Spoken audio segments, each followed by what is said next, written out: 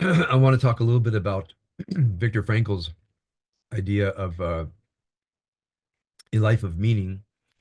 But first, just to acknowledge what's happening here, and I think for many of you who are deeply tied to what's happening in Israel, what's happening to the Jewish people, I think symbolized by the uh, the brutal murder of the Bibas children. In fact, Mirav and I were walking the other day. I was hobbling, she was walking, and we saw a woman with a stroller, and in the stroller was a redheaded baby, and we just were caught short. And we looked up, and the woman, I was only focused on the steps in front of her because I think that everybody who saw her stopped short and saw her child and thought about the Beavis children. I thought how uncomfortable she would have been. Maybe she would have thought to herself, maybe I shouldn't take my baby in a stroller for a while, but then she thought maybe I should. Um, that that there's life, that there's a future in spite of this terrible loss. Am I trying to interpret why the murder of those two children, of course, and their mother, but really the two children, has played such a powerful symbolic role in Israeli consciousness? I think it as symbols do, it's concentrated the loss from October 7th, everything since then. And as I wrote a couple last week, that the hope of their return gave a kind of an irrational hope for healing, that if they come home, then somehow it's not as dark as it has been, even though a thousand people were butchered on that day, and other hostages have been murdered in in captivity. That might give a just a again irrational, but symbols and hope are irrational. I'm not putting it down. And when it turned out that they had been murdered, um, there was a kind of a moral collapse here. I think there were a few who have displaced, in my mind, their rage and grief onto, again, this is incomprehensible for me, but it's true, onto onto the prime minister. I mean, people say, well, it's the prime minister who murdered those children. And I look at it, I'm truly aghast, A, that people say it, and that the press reports it, which I think is irresponsible. I think I've mentioned many times the press here, I think because they're looking for readers, I have to assume that's why, sometimes report the most outrageous things that create more outrage and more grief, instead of some kind of responsible sense that not everything people say has to hit the headlines. But I'm not in charge of that. So the outrage is deep, um, but I think the grief overwhelms the outrage. People say the lives of those murdered on October 7th, the soldiers who died trying to defeat Hamas and rescue the hostages, and the other hostages who have been murdered, people say their blood will be avenged. There's a phrase, there's a line that people use, uh, and whenever they report the death of someone, they say, uh, Hey Yud Mem Hashem Yinkom Damo. God will avenge their blood. So, and we hear people say, the prime minister, soldiers, that this will be avenged, this will be avenged. And I think to myself, maybe people need to hear that. I don't know how. I don't think we're going to go back to war here.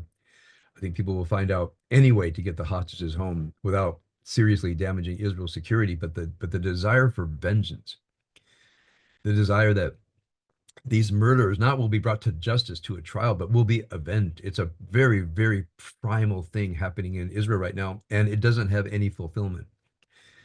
So one thing I wanted to do is just to share with you, um, as I think we should, both as a model for grieving and to express the grief here, is that, pardon me, the drive to vengeance is an authentic human experience, is an authentic phase. I want to emphasize that doesn't mean we have to give in to it. but it is important not to repress it. And I remember reading Alice Mueller's book, the Drama of the Gifted Child.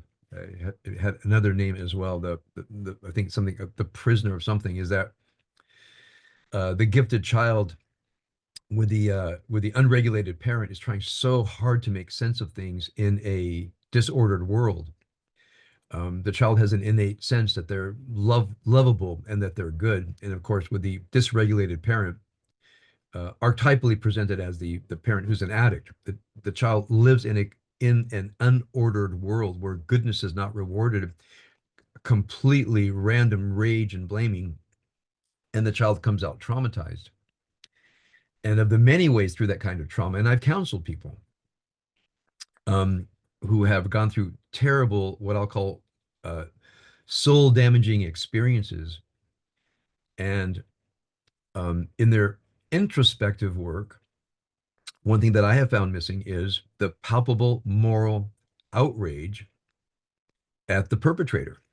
Um, Even parents, I've heard people say to me, well, one person said, well, my mother loved me. She didn't mean harm. And I remember, trying as gently as I could, I said, well, she may have loved you theoretically, but what you're sharing with me is instances of profound lack of love and even some kind of channeled hatred.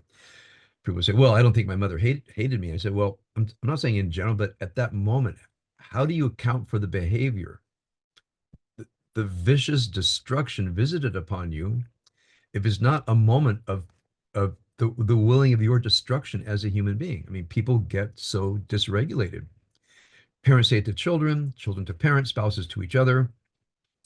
People absorb it, and as they try to process it, one thing that I've tried to do is, again, without acting on it, at least feel the outrage, at least feel the violation, at least feel the the justifiable urge to annihilate the person who's tried to destroy you. Again, I'm not saying act on it. I'm not saying stay there, but don't deny the outrage. And I think what's happening here is the outrage. And in my thought that I sent out, I think it's an accumulation of outrage that began with the demonstrations in favor of Hamas the day after October 7th. I mean, I remember back when I was broadcasting on this, just the incomprehensibility that the day after October 7th, there were demonstrations lauding Hamas in the butchery and explaining that the butchery of Israelis was an act of resistance. It was somehow uh, socially desirable. It was an act of justice. And I remember, although I'd been on to DEI and the activism of the hard left that is filled with hatred for many years. I was in university when I saw it firsthand. It was very frightening and very disturbing. But to see how much it had gained traction throughout our university system, it actually made me a little bit crazy for a while. I mean, how did they capture the imagination of so many people?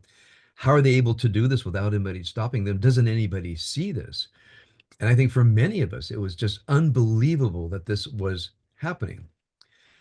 So the I think the first thing during that time, October, November, December last year, was just to feel the outrage that a hateful ideology had in many ways captured the soul of the humanities and social sciences in American universities, had poured out into the commons with the most hateful rhetoric toward Israel, which ultimately became hateful rhetoric to Jews. And the sense that first of all, I allowed myself to feel hatred. I allowed myself to feel a desire for vengeance that had to get mobilized for me.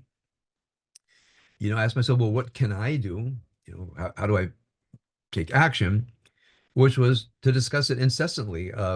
In the months following October 7th, I had to let people know it's something we have to fight. It's going to be a lifelong fight to extirpate this ideology from our institutions and not let it go by. I mean, people told me of this ideology. Some people call it Palestineism, as if the suffering of Palestinians is the only valid suffering in the world, and not to acknowledge how much of that suffering is self-inflicted. So it took over book clubs. It took over mothers groups. Everything became a way to talk about the suffering of Palestinians, which was a way of expressing hatred to Israel. So Palestinism is not about Palestinians. I mean, if it were, there would be many people wanting to volunteer in Gaza right now and help rebuild. Palestinism is a channel for hatred. And I think the hatred can be understood itself in Viktor Frankl's logotherapy. So, first of all, I just want to share with you the hurt, the grief, the outrage that is happening here, partly because bodies are being released one day after the next. The mourning does not cease. There are constant funerals, constant revelation that people were murdered in captivity, despite what Hamas says that they were killed in a in a rocket attack. They were kept deeply underground. The forensic laboratory in Israel is very good, and they're able to detect. No matter how much they try to mutilate a body, they can tell what the cause of death was and how long a person has been dead. It's just a rolling, rolling grief here, and I want to share that grief with you. Um, and just by your knowing of the grieving happening here, and your, you know, whatever energy, whatever you can prayers you can say for the grief here, I just want to encourage you to say it. Not so much the call for vengeance, but just the identification of a grieving nation. Um, so when I look at Frankl's uh, logotherapy, where he focuses on um, the search for meaning as perhaps the central feature of a humanistic psychology that is aimed at restoring the well-being of a suffering person. Let me just review his thought a little bit and see how that fits in here. We just have to remember that Frankl, who was born, if I'm not mistaken, in 1905, he matured in the 1920s and 30s when Freud still had an overwhelming influence on psychology with the idea that suffering was caused from repressed desire, that we have drives within us. You would call it the id, which just means it in Greek. You know, that thing is filled with desires that seek to be extinguished. All desire has an endpoint, whether the desire to eat, the desire for sex, even the desire to kill. It all has a moment of extinguishment. And for one reason or another, we cannot act on our desires, and therefore the desires are repressed. This is Freud. So Freud says we have two things: a desire for pleasure, but remember, even let's say the addict's desire for alcohol, yes, it does bring momentary pleasure, but oftentimes the pleasures that we have a drive toward are destructive pleasure too, which means when we extinguish the desire is right back. So this is Freud. And the repression is due to some kind of injury, some kind of trauma. Again, I don't believe any of this that I'm telling you. I'm just saying this was Freud's perspective, and therefore for the talking therapy, one reveals the depression and one reveals the frustration and not being able to take one's desires all the way to extinguishment. So Viktor Frankl was part of a rebellion against Freud. The rebellion against Freud included Alfred Adler, who said that there is a strong desire for self-assertion into the world, especially through creativity. So many people see Alfred Adler as focusing on the drive to power, and that's actually not true. Adler was a much deeper person, a contemporary to some extent of Viktor Frankl. And sometimes, as I've counseled people who are stuck in tough relationships, there's a type of person that is so busy trying to appease and trying to placate and trying to control their life by managing a dysregulated person, that their own drive to self-assertion, their only drive to well-being and claim control over their life is thwarted. And part of their suffering is they cannot use their, I'll say, will to the power to create well-being in their life because they're thwarted either by another person or by circumstances, and it leads to, to deep suffering. So, so this is Alfred Adler. Of course, Jung proposed that a deep part of our suffering is that what I think Jung and Frankl have a lot in common. Jung's focus was on the war deep within us, the psychic war within us of many competing forces. He called them mythological forces that are seeking to find meaning in life. But because our life is so focused on, to some extent, the necessary conforming with society, if your archetype is the poet, if your archetype is a warrior, if your archetype is the traveler, is your archetype is the explorer, you're not going to have much luck with that. As we try to conform into a world that's based on stability and economic well-being and creating families and so forth. So our mythological drives from a Freudian perspective are thwarted, and in a way, the meaning of our lives from a Jungian perspective is stillborn. So Frankl was so Jung is part of that, the rebellion against Freud that Frankl was a part of.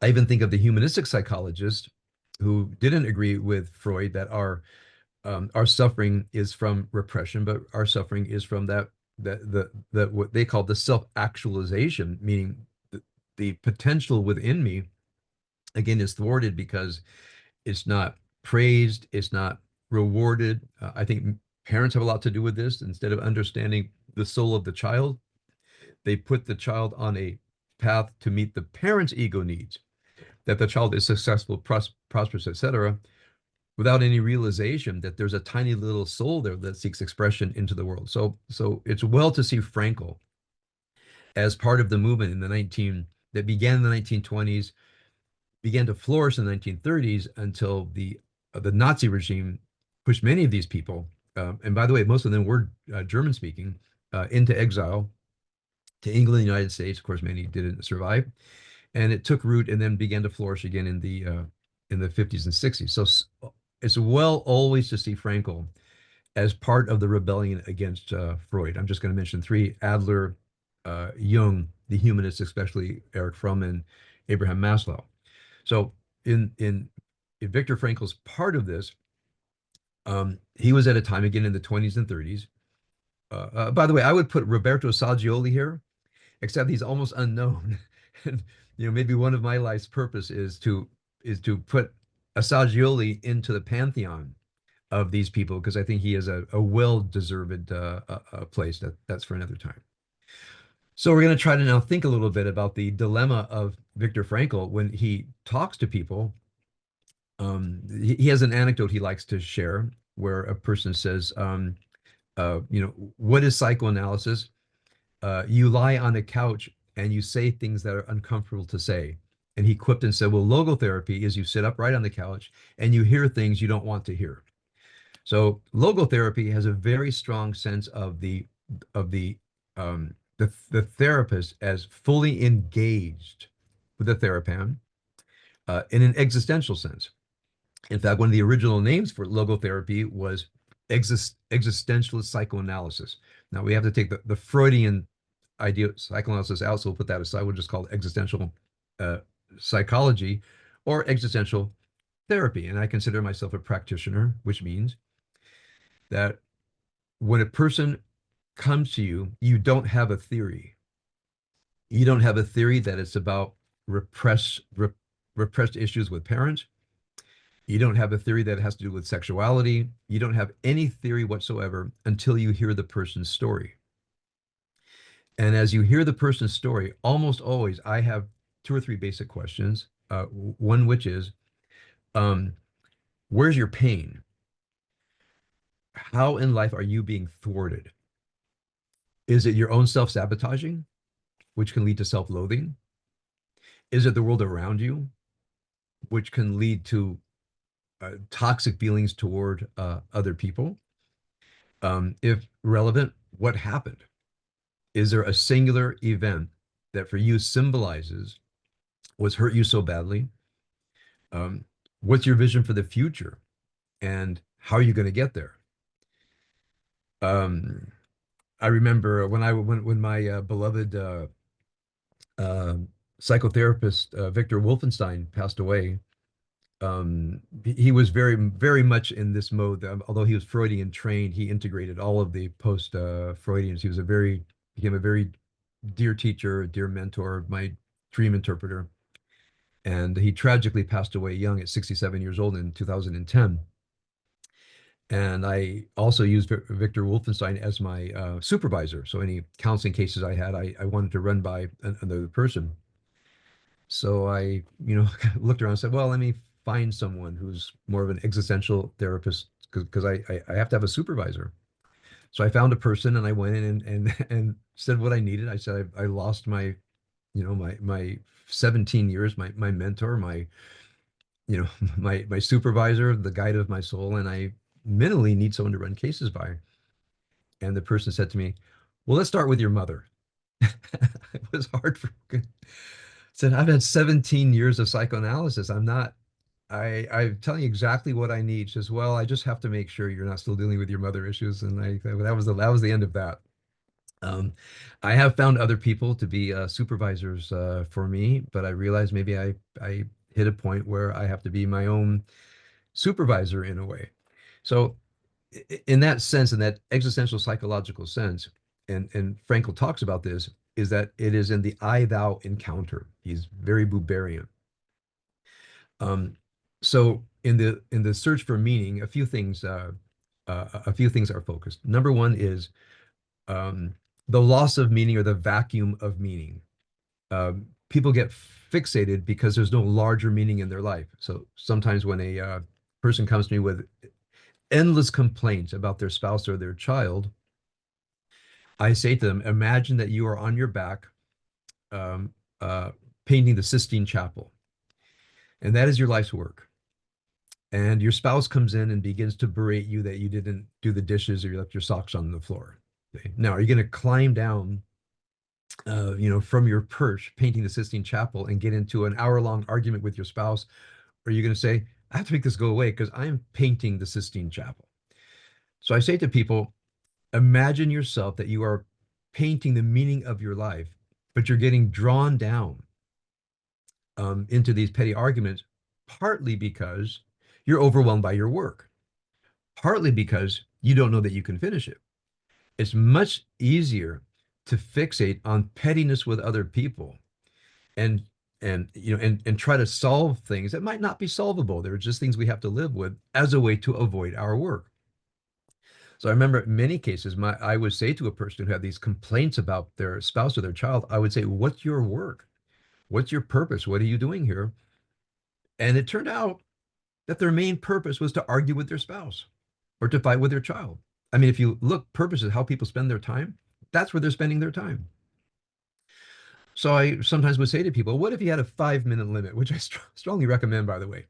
You had a 5 minute limit on how long you can stay in the toxic conversation. Now, when I talk about escalating conflicts, it's 1, 2, 3 and out. But let's say 5 minutes. Then you say, if we don't get somewhere in 5 minutes, I'm going to end and come back tomorrow. People will find this furious because they're also addicted, right? They're also avoiding meaning. They're also avoiding their life's work. They'd much rather be mad at somebody and be engaged in an interminable, unproductive conversation than face their own emptiness. And that's one reason I think so many people suffer is because they're facing life's emptiness. So I would say to people, put a stop to it and then sit down and ask yourself, okay, in spite of the struggles with the spouse, the struggles with the kids, struggles with the parent, okay, um, face yourself. So what normally happens at that point, and this is a theme from Viktor Frankl, is boredom. I don't know what to do when I sit by myself.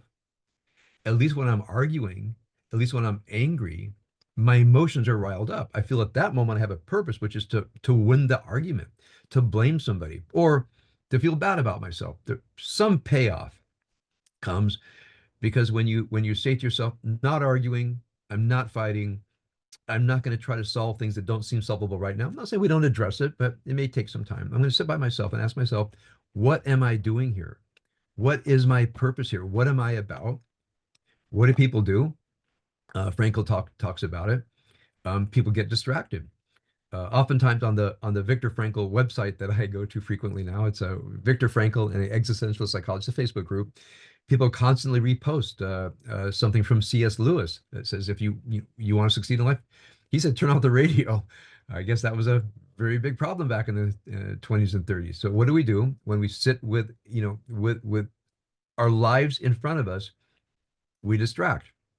It can be, nowadays, all manner of distractions as opposed to sitting in boredom and Um, because in boredom, again, this is C.S. Lewis and Frankl and many others, we try to find something to overcome boredom, the last of which is facing ourself and our own life purpose.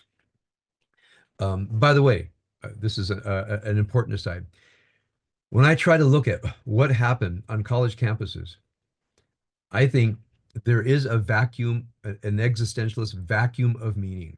You might say an existentialist boredom, and therefore the hatred of Israel has filled that space. It's gone down, as far as I understand. It's really only diehard haters and activists that are still riling things up. A small number of people can do a lot of damage. But the massive protests are over, which tells me it wasn't sincere to begin with. I mean, if that was their life's meaning, it would not have died down.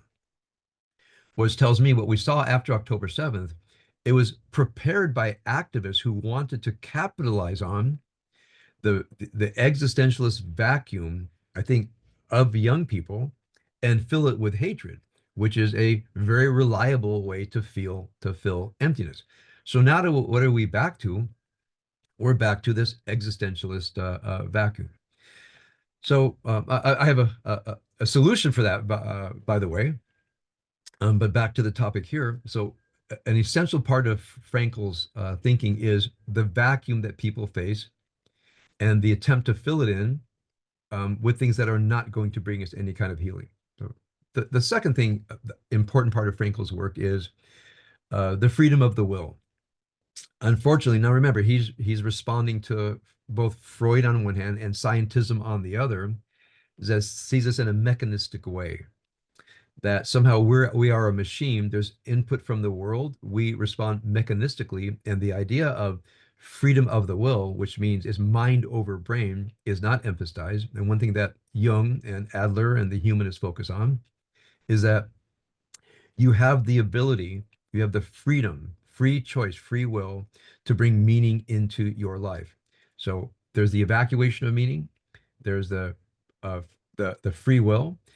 Another very important topic in Viktor Frankl is the profundity of suffering that brings your life purpose into a stopping point.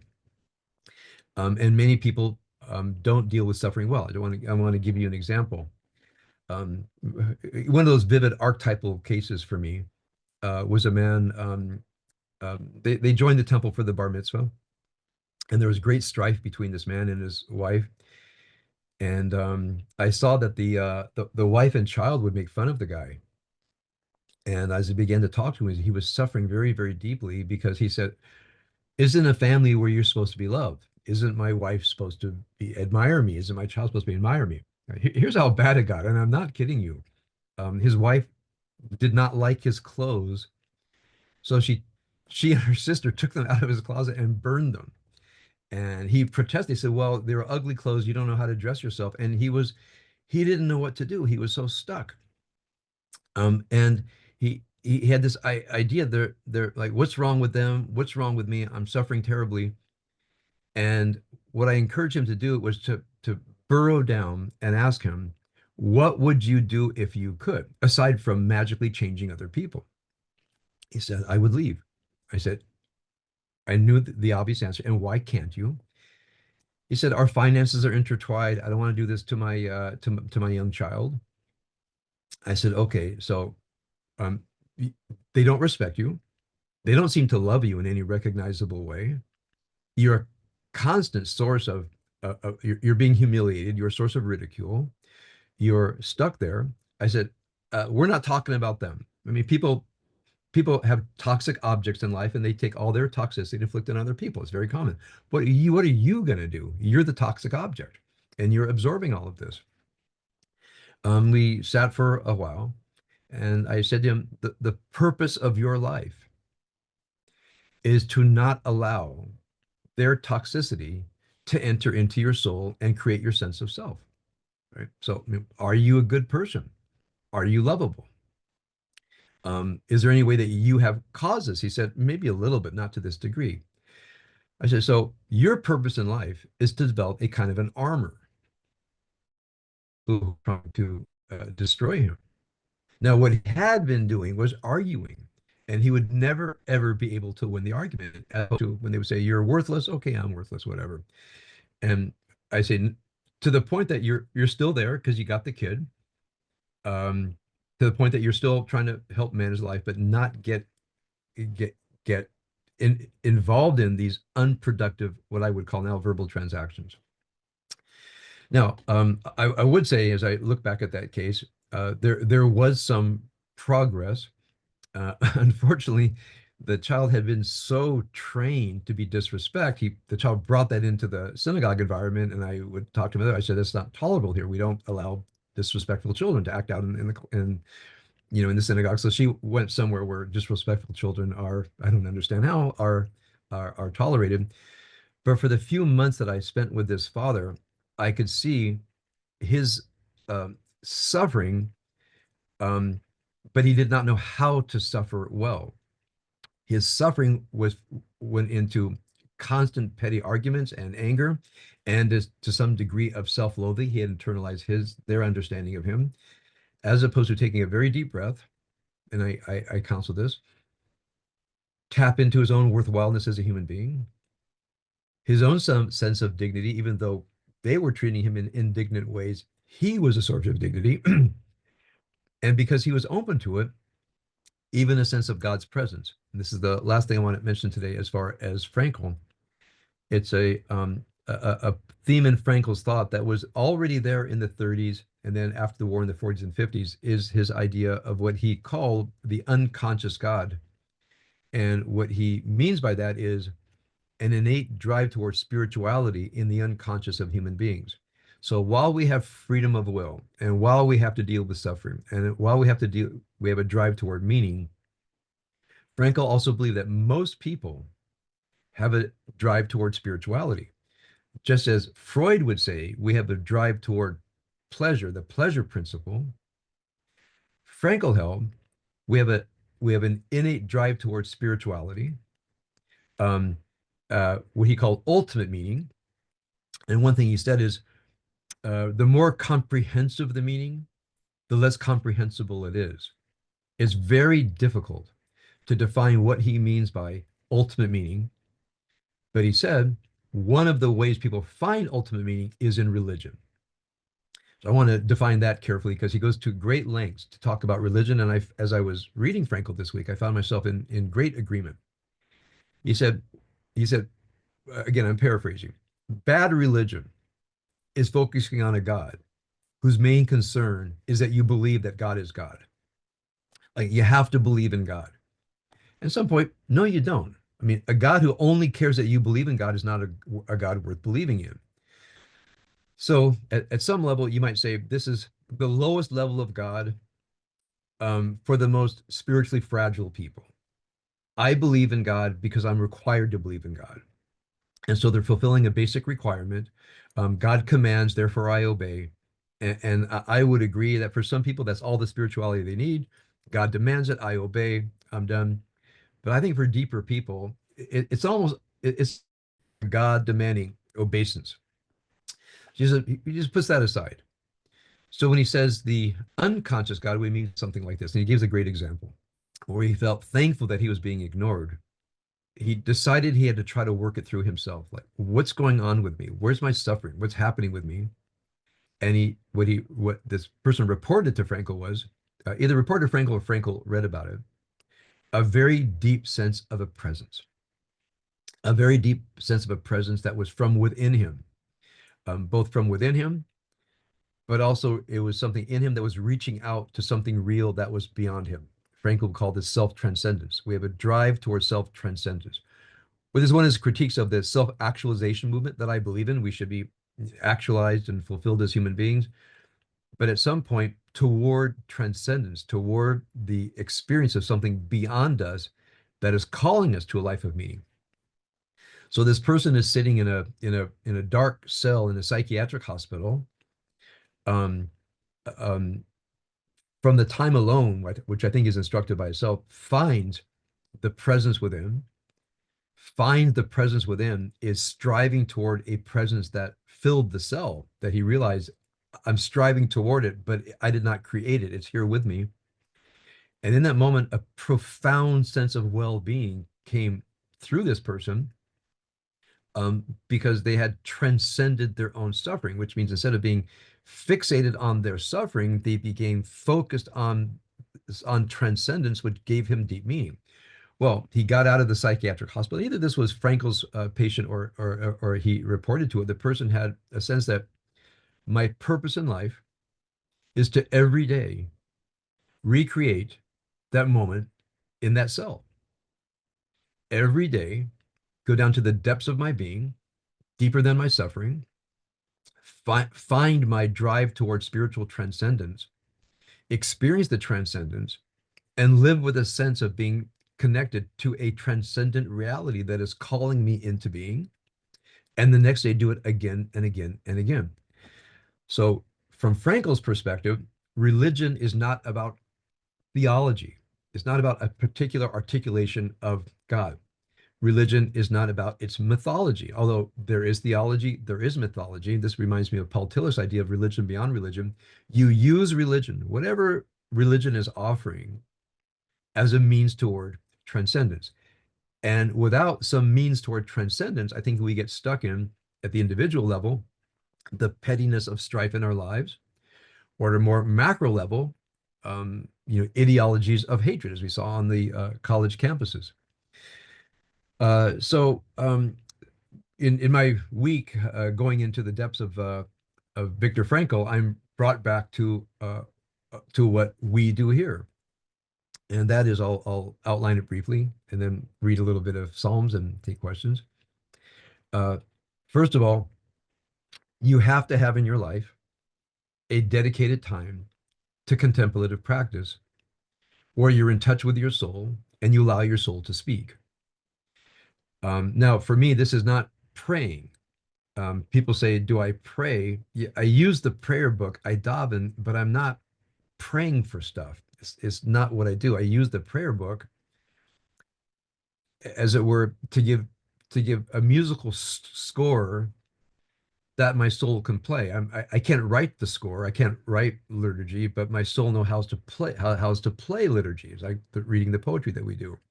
So one reason I study the prayer book is so that my soul has language that it can use to express its concerns and to reach into the transcendent other. One way that Frankl describes his using Tillish's term, religion beyond religion, he says, when a person goes into the deepest soliloquy on your life's meaning, you really talk deeply, seriously to yourself. Who am I? What's my life about? How will I face my impending death? What will I do about my suffering? He said, for Frankl, that is prayer, because we have to try to imagine that there is a divine listener. Now, he says either there is a divine listener or there isn't. So he's not trying to answer the theological question, but he's talking about the experience of going into the deepest part of yourself and engaging in this contemplative talking practice.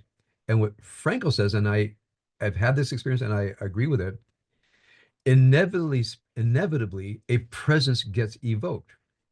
Now, have we evoked a presence or have we manufactured a presence? It doesn't matter. And this is something that Frankl emphasizes. It doesn't matter. He doesn't care about theology. He cares about these moments, these cultivated moments of depth that, in a way, relieve you from addictive strife in relationships, relieve you from searching for ideologies that are centered around hatred.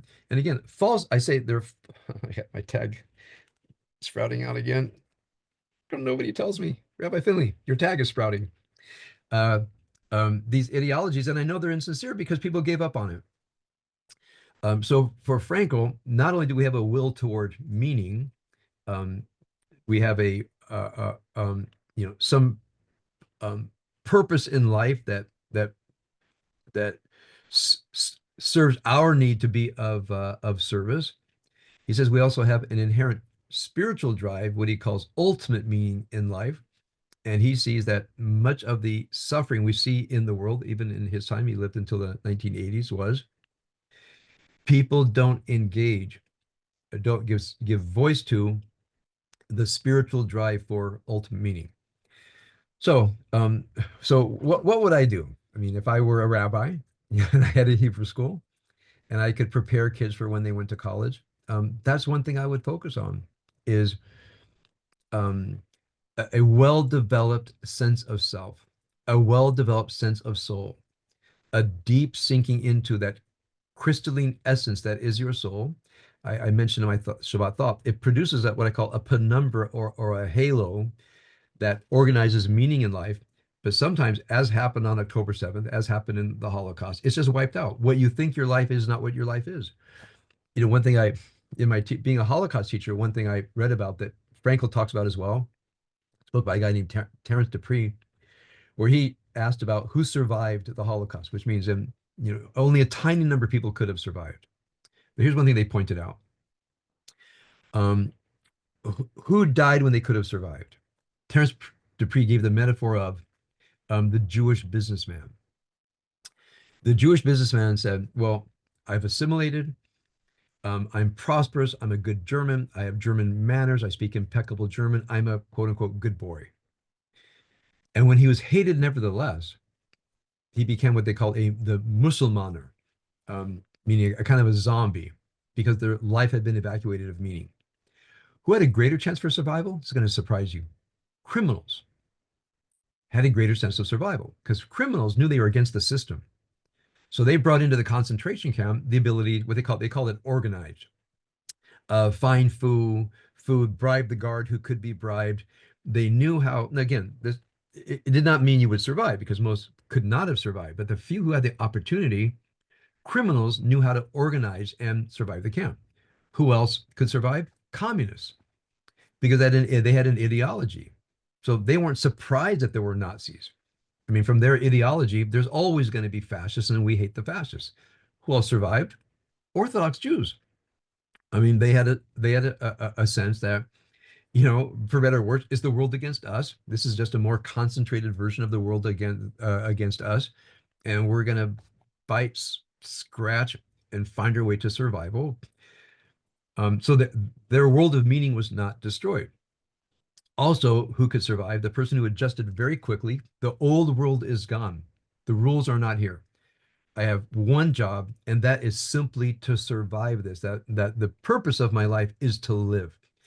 Then you have the person like Frankl, who every spare moment he got, he grabbed a scrap of paper and continued to write his book. I mean, it was so incredible to read that when he was in Dachau, he was still writing his book on scraps of paper that he tried to hide so that he said, well, when and if I get released, I'll have another book. He wrote like 20 books. He just used use that time to, survive and get his book written.